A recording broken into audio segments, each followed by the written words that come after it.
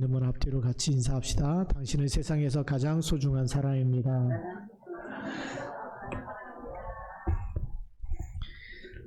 오늘 제목을 나의 소망은 주께 있나이다. 다윗이 진짜 해답을 찾았는데 그 답을 가지고 우리 하나님의 말씀 함께 나누려고 합니다. 오늘 우리는 살아가면서 크고 작은 상처를 경험하면서 죽고 싶다 이런 생각을 하는 사람들이 많이 있고, 또 우리 자신도 한두 번은 그런 생각을 가진 적이 있었을 겁니다. 이렇게 사느니 차라리 죽는 게 편하지 않겠느냐. 어떤 때는 너무 힘들 때는 죽고 싶다. 상처와 분노, 아픔으로 힘들고 괴로울 때 오늘 우리는 시편 39편을 묵상하면 큰 도움이 될 것입니다. 왜냐하면 시편 39편의 배경은 압살롬이 우리 다윗의 아들이죠. 다윗의 아들이 신하들과 결탁해서 아버지 다윗 왕에게 반기를 들고 자기가 왕이 되겠다고 왕궁에 쳐들어온 거죠. 뿐만 아니라 누구나 볼 수 있도록 대낮에 흑인들을 강간해서 다윗에게 기막힌 고통과 충격을 주고 있는 상황에서 다윗은 자신의 죄 밧세바 사건으로 인한 이것이 하나님의 징계임을 알았습니다. 그래서 아무에게도 대적하지 않고 침묵을 하는 거죠. 그래서 오늘 그 사무엘하 12장 9절부터 12절에 보면 이 시의 배경이 있는데요. 제가 읽어드리겠습니다. 그러한데 어찌하여 내가 여호와의 말씀을 업신여기고 나 보기에 악을 행하였느냐. 내가 칼로 햇사람 우리아를 치되 암몬 자손의 칼로 죽이고 그의 아내를 빼앗아 내 아내로 삼았도다. 이제 내가 나를 업신여기고 햇사람 우리아의 아내를 빼앗아 내 아내로 삼았은즉 칼이 내 집에서 영원토록 떠나지 아니하리라 하였고, 여호와께서 또 이와 같이 이르시기를 보라 내가 너와 내 집에 재앙을 일으키고 내가 내 눈앞에서 내 아내를 빼앗아 내 이웃들에게 주리니 그 사람들이 내 아내들과 더불어 백주에 동침하리라. 너는 은밀히 행하였으나 나는 온 이스라엘 앞에서 백주의 이 일을 행하리라 하셨나이다. 나단 선지자를 통해서 하나님이 그 죄를 갚겠는데 너는 은밀히 그랬지만 나는 백주의 이 일을 행하리라. 근데 그 사건이 일어난 것이죠. 그 사건이 일어났기 때문에 정말 분노할 이런 수위가 막 폭발할 지경에 이를 때에 입을 열어 기도하게 되고 그 기도 속에서 하나님의 큰 뜻을 찾게 됩니다. 그래서 우리는 오늘 우리가 너무나 힘들고 어려울 때, 때로는 막 분노가 솟아오를 때 시편 39편의 말씀 묵상을 통해서 하나님이 주시는 답을 찾아야 되는 것입니다. 그래서 오늘 본론의 첫 번째 보면 내가 내 입에 재갈을 먹이리라 그랬습니다. 오늘 1절 말씀에 보니까 이렇게 말하고 있지요. 내가 말하기를 나의 행위를 조심하여 내 혀로 범죄하지 아니하리니 악인이 내 앞에 있을 때에 내가 내 입에 재갈을 먹이리라 하였도다 그랬습니다. 자신의 고통과 문제는 당연히 온 결과입니다. 그렇죠? 그 속에서 다시는 죄 가운데 빠지지 않겠다는 결단을 하게 되는 것입니다. 이제 내가 잘잘못을 가리지 않겠다라고 하는 것이죠. 내가 내 입에 재갈을 먹이겠다 이렇게 얘기합니다. 또 2절과 3절 말씀에도 보면 내가 잠잠하여 선한 말도 하지 아니하리니 나의 근심이 더 심하도다. 내 마음이 내 속에서 뜨거워서 작은 소리로 읊조릴 때에 불이 붙으니 나의 혀로 말하기를 그랬죠. 지금 이 말을 안 하고 선한 말도 하지 않고 계속 참고 있으니까 이 계속 속에서 막 뜨거워진다, 화가 나고 있다라는 거죠. 그런데 악인이 내 앞에 있을 때 내가 내 입에 재갈을 먹이리라 이렇게 다윗이 고백합니다. 절대 말하지 않겠다라는 거죠. 힘들고 어려운 일을 만날 때 하나님 내가 무엇을 해야 합니까? 라고 질문을 해야 되죠. 하나님 내가 무엇을 해야 됩니까? 영적인 어린아이의 상태라면 잘잘못을 가려야 된다고 그렇게 생각하고 따지고 말했을 겁니다. 근데 우리 지난주에 말씀해 보니까 다윗이 영적인 어린아이가 아니라 영적인 청년으로 하나님의 말씀을 붙잡고, 그리고 뭐라고 고백하냐면 나는 듣지 못하는 자 같아서 내 입에는 반박할 말이 없나이다 라고 이렇게 얘기하죠. 예. 지금 또 나는 못 듣는 자 같이 듣지 아니하고 말 못하는 자와 같이 입을 열지 아니하겠다, 그렇게 얘기했는데, 오늘 말씀에도 악인이 내 앞에 있을 때에 내가 내 입에 재갈을 먹이고 내가 잠잠하여 선한 말도 하지 아니하고, 그렇게 참고 있는데 계속 마음이 근심이 더하여진다라고 고백하고 있습니다. 이럴 때 우리는 정말 복음으로 편집된 사람은 이 일을, 이 사건과 이 고통과 이 문제를 나에게 주신 하나님의 계획이 뭔지, 하나님의 뜻이 뭔지를 물어봐야 되는 거죠. 그래서 하나님이 원하시는 것이 뭔지를 판단하게 되는 겁니다. 네. 마태복음 7장 1절과 2절에는 이렇게 말씀하고 있습니다. 비판을 받지 아니하려거든 비판하지 말라. 너희가 비판하는 그 비판으로 너희가 비판을 받을 것이요 라고 이렇게 말씀하고 있죠. 이 말이 무슨 말씀이냐면, 누가 이렇게 잘못했을 때 우리가 막 떠들고 그 사람을 흉보고 그 사람의 잘못을 막 다른 사람한테 알리고, 또 본인한테도 너 이거 틀렸다, 너 이거 똑바로 해야 된다, 이거 잘못됐다 막 지적하고 우리가 책망하고 그렇게 할 수가 있어요. 비판이라는 것은 잘못된 거에 대해서 판단하고 우리가 똑바로 잡으려고 그렇게 말할 수도 있는데, 그런데 오늘 예수님께서는 비판을 받지 아니하려거든 비판하지 말라라고 얘기하고 있고, 너희가 비판하는 그 비판으로 너희가 비판을 받을 것이다 라고 얘기하고 있습니다. 그럼 우리가 막 선을 말해주고 싶고 다른 사람의 잘못된 것을 막 말해주고 싶을 때 말하게 되면 어떤 일이 일어나느냐, 너희가 비판하는 그 비판이 나중에 너희가 비판을 받게 된다는 겁니다.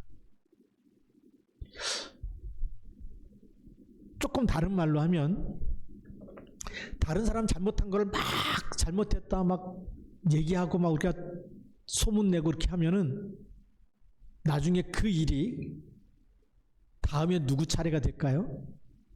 내 차례가 된다는 거예요. 예.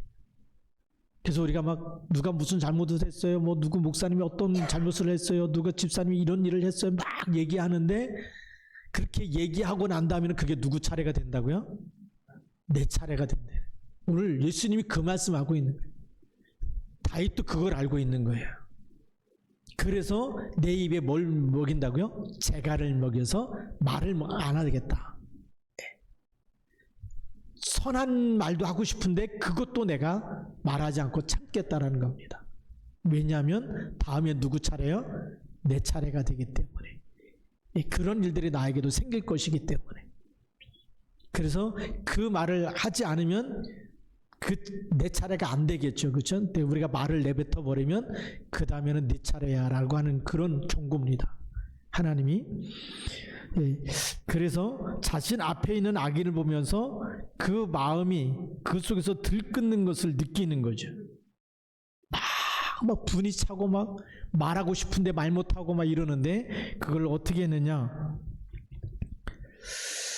그래서 오늘 3절에 보면 내 마음이 내 속에서 뜨거워서 막 분이 올라오고 막 화가 나고 그러는데 작은 소리로 읊조릴 때에 불이 붙으니 그랬어요.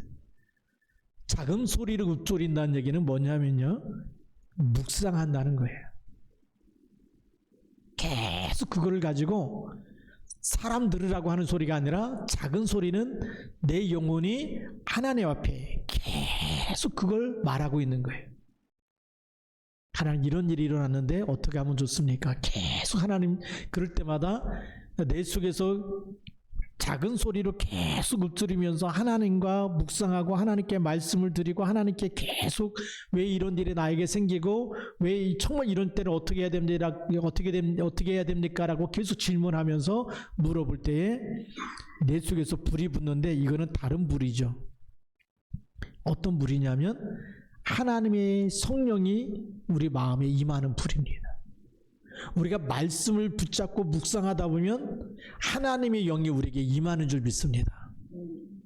내가 분노를 참지 못해서 화가 나는 불이 있고 내 속에서 열불난다 그러죠. 막 어떤 사람 화가 너무 나면 뭐 짱난다, 열난다 막 이런 표현을 써요. 그렇게 해서 내가 나를 참지 못하고 솟구차오르는 내 속에서 나오는 분노의 열이 있는가 하면 계속 하나님의 말씀 묵상할 때 하나님의 영이 내 안에 임해서 그 분노를 불로 더 태워버리는 그런 불이 있어요. 그럼 하나님의 영이 임하니까 하나님께서 우리에게 답을 주실까요? 안 주실까요? 주시는 거죠. 그게 4절 말씀, 5절 말씀입니다. 여호와여 나의 종말과 연한이 언제까지인지 알게 하사 내가 나의 연약함을 알게 하소서. 그러면서 5절 말씀에 주께서 나의 날을 한 뼘 길이만큼 되게 하시매 나의 일생이 주 앞에는 없는 것 같사오니 사람은 그가 든든히 서 있는 때에도 진실로 모두가 허사뿐이니이다. 내가 지금 막 속에서 화가 나고 막 그러는데 내 인생이 한 뼘밖에 안 된다는 거예요. 내 인생이 한 뼘, 손바닥 길이만큼밖에 안 되는 내 인생, 너무나 짧은 인생이죠. 요만큼밖에 안 되는 내 인생인데 우리는 요 조그만 짧게 살다 가는 인생도 막 화가 나고 분노가 나고 막 사람과 싸우고 이렇게 살아간다는 거죠.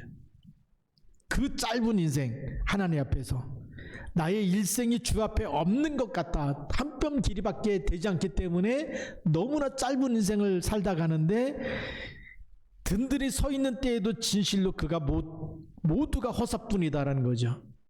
허사라는 얘기는 뭐죠? 헛된 일이라는 거예요. 허망한 일이죠. 헛수고하는 일.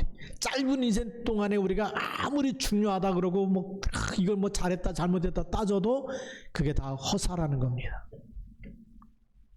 그래서 6절 말씀에 보면 진실로 각 사람은 그림자같이 다니고 헛된 일로 소란하며 재물을 쌓으나 누가 거기 거둘는지 알지 못하나이다. 우리는 막 이 땅에서 헛된 일로 소란하는 거예요. 다시 말하면 내 영혼을 살리고 내 영혼에 생명을 주는 일도 아닌데 그것 가지고 나 잘했다 잘못했다 우리는 그거 가지고 싸우고 있다라는 거죠. 그것 가지고 막 분노하면서 소란을 피우고 있는 거예요. 또한 재물을 쌓고 있는 거예요.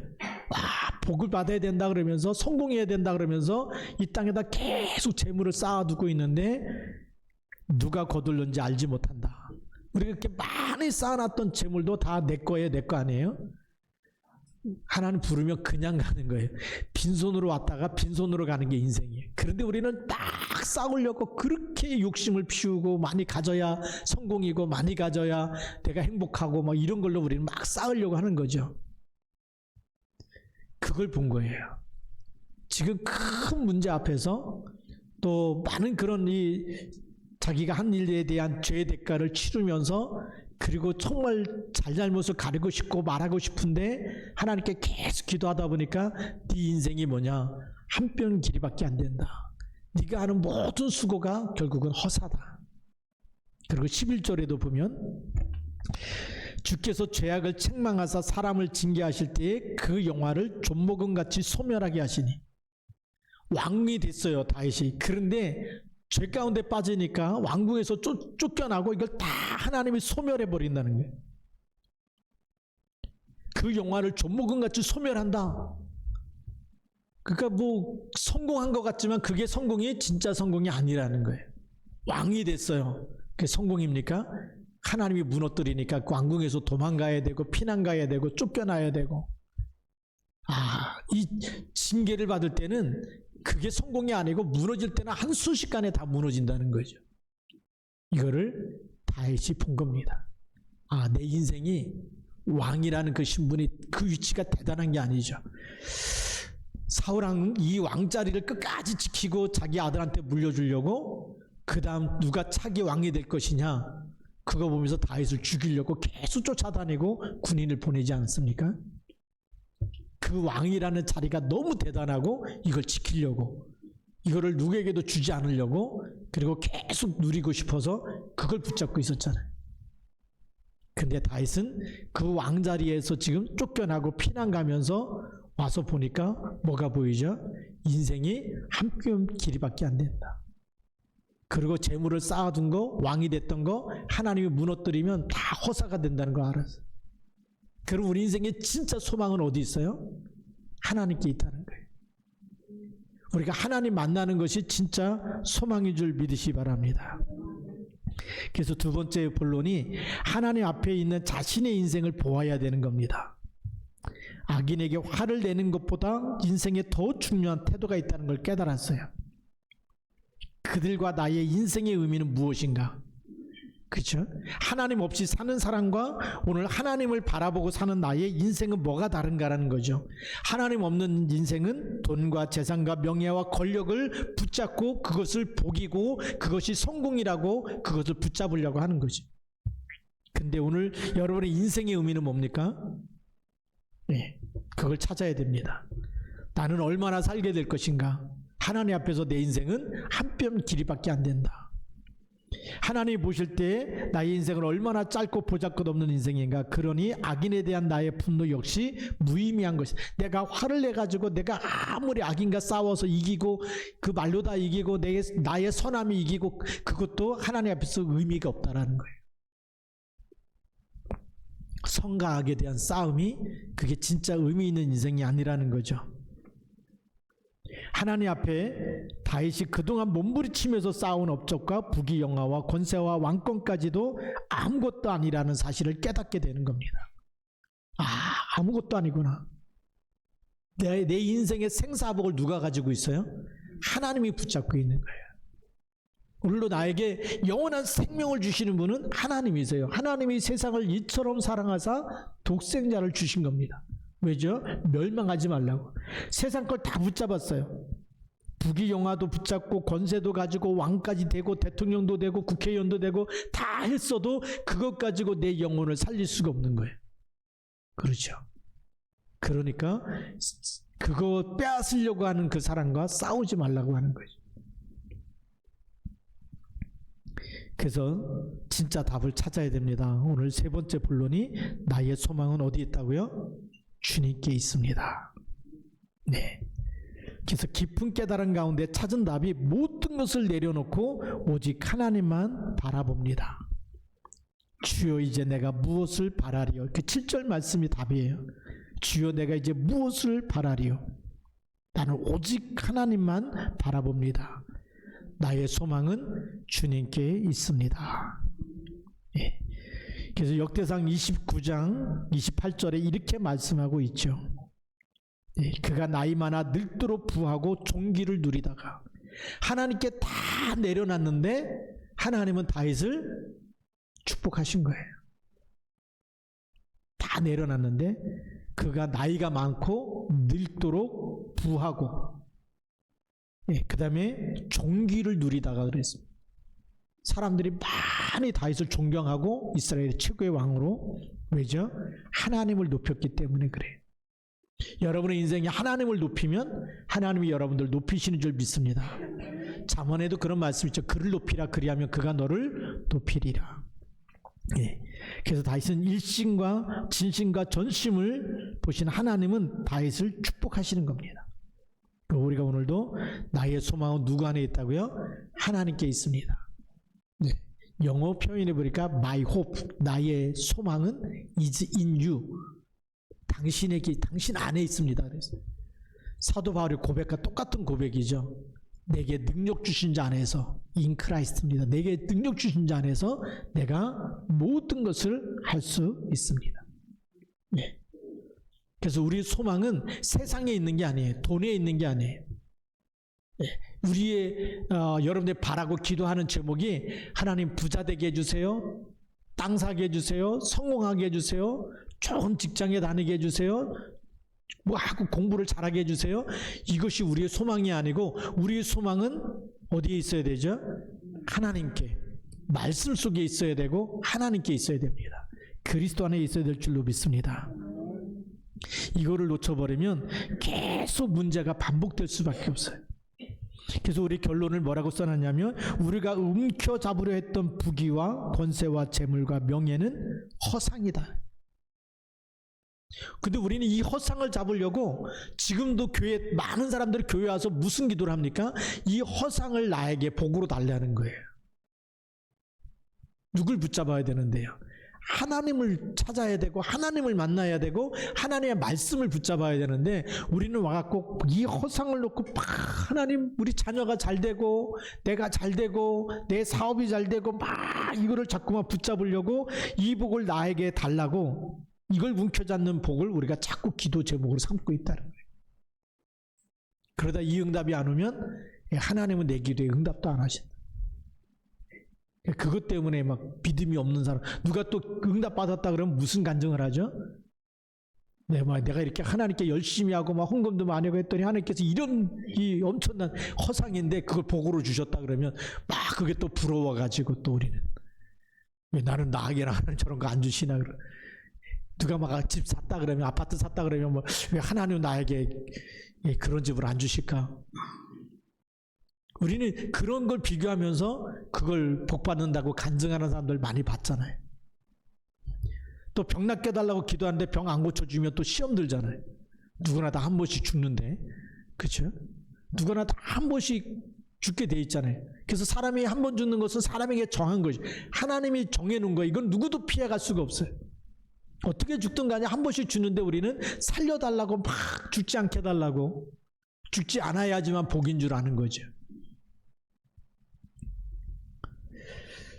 우리가 너무나 많이 우리의 기준으로 세상의 기준으로 우리가 각인 뿔이 체질되어 있어가지고 그 기준으로 우리가 기도 응답을 원할 때가 있고 그 기준에서 우리가 이런 복을 붙잡으려고 할 때가 있어요.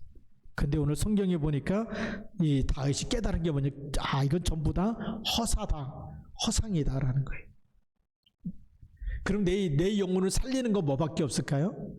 예수님이 마귀한테 시험을 받을 때 마귀가 40일 금식한 예수님을 찾아와가지고 아주 그냥 빵처럼 생긴 돌을 가지고 와서 내가 하나님의 아들이라면 40일 굶었지 이 돌 가지고 뭘 만들라고요? 빵을 만들어서 먹으라. 이 마귀가 제일 먼저 유혹하는 것이 의식주 문제예요. 근데 예수님은 뭐라고 얘기하죠? 사람이 떡으로만 살 것이 아니요 하나님의 입으로 나오는 모든 말씀으로 살 것이다. 네. 우리가 자꾸만 그걸 놓치는 거예요. 하나님의 말씀을 들어야 내 영혼이 살아나는 거예요. 하나님의 형상이 회복되어지고 하나님의 생기로 하나님의 생명으로 우리가 힘을 얻게 되어 있는 거죠. 세상은 왜 자꾸 문제가 올까요? 사실은 하나님 말씀을 듣지 못해서 먹을 것이 없어서 기갈이 아니라 하나님의 말씀을 듣지 못한 기갈이라고 얘기하고 있어요. 그것 때문에 사람에게는 영적인 문제가 오고 정신병 시대가 오고 있는 거예요. 그래서 우리가 이제는 움켜잡는 것이 세상이 가져다주는 복 그것이 아니고 하나님이 주시는 축복, 하나님이 우리에게 진짜 생명의 말씀을 주시고 우리를 살리기 위해서 말씀이 육신이 돼서 이 땅에 오시고 십자가에서 다 이뤘다고 말씀하신 그 그리스도를 붙잡고 믿고 고백할 때에 그게 진짜 복인 줄 믿습니다. 그래서 베드로가 그렇게 고백하잖아요. 주는 그리스도시요 살아계신 하나님의 아들이시니이다. 이 하나님의 아들이심을 고백할 때에 바요나 시몬아 내가 복이 있도다 그랬어요. 그게 복이라는 거예요. 하나님이 그리스도를 보내서 우리의 모든 저주와 재앙과 지옥 배경에서 우리를 건져내신 것이 복이에요. 그걸 지금도 모르는 사람이 너무나 많이 있어요. 마귀잔에서 하나님의 자녀가 되도록 마귀의 일을 멸하시고 우리를 마귀잔에서 하나님의 자녀가 되는 권세를 주신 줄 믿습니다. 그게 진짜 복이에요. 그리고 세상 끝날까지 하늘과 땅의 모든 권세를 가지고 우리와 항상 함께 있겠다고 약속하신 게 복인 줄 믿습니다. 지금도 함께 계시는 거예요. 성삼위 하나님이 나와 함께 우리와 함께 모든 일에 함께 하신 줄 믿습니다. 그래서 우리의 소망이 이 하나님께 있고 주님께 있는데 이걸 자꾸만 모르게 하는 거예요. 그 소망이 그리스도 안에 있는 사람은 그리스도 이름 부를 때마다 흑암의 권세가 무너지잖아요. 여러분들 그렇게 무너뜨리려고 하는 흑암의 권세와 저주와 재앙과 악한 영들이 그리스도 이름 부르고 고백하고 그 이름을 붙잡을 때마다 결박되고 떠나가는 거예요. 이런 엄청난 축복을 그리스도 안에, 하나님 안에 있고 그리스도 안에 있는 축복을 우리에게 주신 거예요. 그 우리의 진짜 소망은 어디 있어야 되죠? 주님께 있어야 됩니다.